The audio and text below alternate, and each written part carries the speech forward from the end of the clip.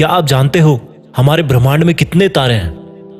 आपको जान के यकीन नहीं होगा, लेकिन जितने तारे ब्रह्मांड में है ना, उतने रेत के कण पृथ्वी पर भी नहीं है। बिग बैंग से निकले इस यूनिवर्स ने 1380 करोड़ साल की समय यात्रा पूरी कर ली है। इस वक्त हमारी पृथ्वी पर मनुष्यों की औसत आयु 79 ईयर्स है, जो कि इस ब्रह्मांड के आकार और समय यात्रा के सामने बहुत बहुत बहुत छोटी है। जब हम दिन की शुरुआत करते हैं तो कहीं ना कहीं कल जो हमारे साथ हुआ था उसका मेंटल इफेक्ट आज के दिन पे जरूर होता है। कल का दिन बेकार हुआ था या अच्छा हुआ था, इसके आधार पे हम सुबह सुबह आज का दिन कैसा होगा पहले ही सोच लेते हैं। लेकिन आपको याद रखना चाहिए कि समय की सबसे बड़ी खूबसूरती क्या है। जो एक बार चला गया तो वो सिर्फ यादों के रूप में हमारे दिमाग में रहता है। अब आप में से कई लोग बोलेंगे कि हम अपने बीते हुए टाइम की वजह से आज के वक्त में ठीक से काम नहीं कर पा रहे। मेरे नजरिए में बिल्कुल गलत है। हम बीते हुए वक्त की वजह से नहीं, बल्कि बीते हुए वक्त में हमने जो काम किए थे उसका परिणाम भोग रहे हैं। और अगर आज का ये वक्त आपने किसी बुरे काम में लगा दिया या इसका ठीक से इस्तेमाल नहीं किया तो आने वाले टाइम में यही आपके कर्म आपके सामने दीवार बन के खड़े हो जाएंगे।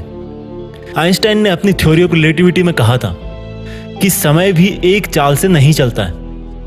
ब्रह्मांड में कुछ ऐसी जगह है जहां पर जाके समय का भी कोई मीनिंग नहीं रहता, उसका भी अस्तित्व खत्म हो जाता है या उसकी चाल भी बदल जाती है। जैसे कि ब्लैक होल, जहां पर जाके हर चीज का अंत हो जाता है। सेम थ्योरी ऑफ रिलेटिविटी हमारी डेली लाइफ में भी अप्लाई होती है।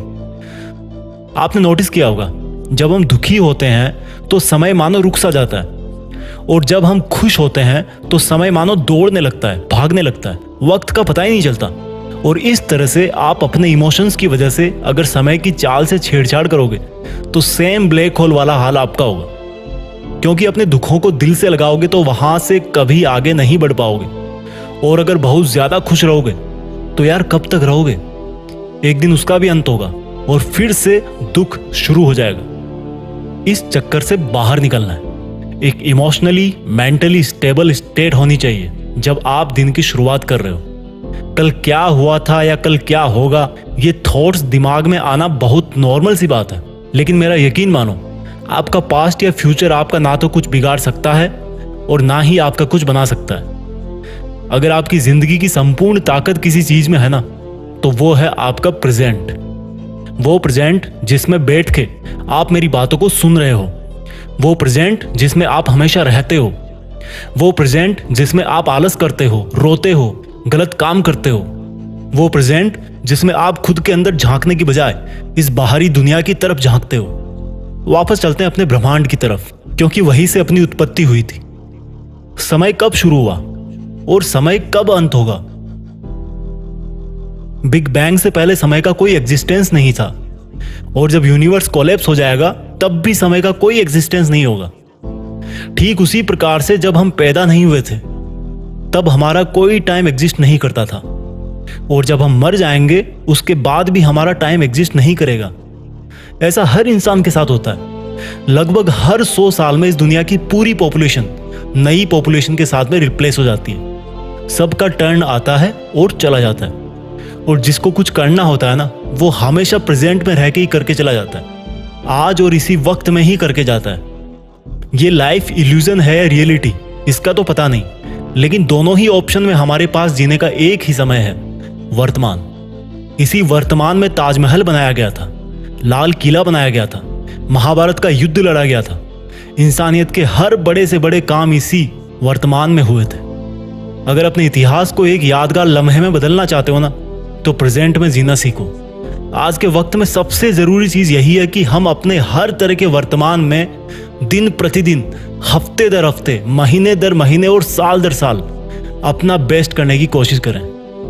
ये जो आज का वक्त मिला है ना आपको, उसमें दुनिया को बदल देने की ताकत है, और आप तो इस दुनिया का एक छोटा सा हिस्सा हो। ये पृथ्वी हमारी गैलेक्सी के सामने और हमारी गैलेक्सी इस यूनिवर्स के सामने एक कण के बराबर है। इसलिए अपने मन पे ज्यादा बोझ ना लेना।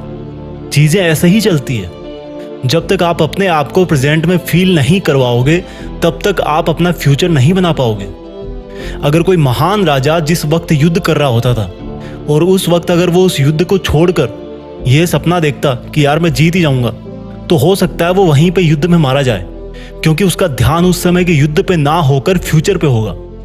इस जिंदगी को भी अपनी बुरी आदतों से, बुरे एक्सपीरियंस से, अपनी चुनौतियों से एक युद्ध मान के चलो, और उस युद्ध में आपका एक छोटा सा और बड़ा ही प्यारा सा पावरफुल हथियार है स्माइल, मुस्कुराहट। हर चीज को, हर लम्हे को गले से लगाकर स्माइल करते हुए लाइफ में आगे बढ़ते जाओ, अपने प्रेजेंट पे ध्यान देते जाओ। तो उठो आज और इसी वक्त, इस वक्त की कीमत पहचाने। आज इसी वक्त कुछ ऐसा करें कि उससे हमारी फ्यूचर की आधारशिला अपने आप रखी जाए। अब पास्ट और फ्यूचर में बाउंस करने की आवश्यकता नहीं है, जरूरत है सिर्फ वर्तमान में मेहनत करने की। जय हिंद, वंदे मातरम।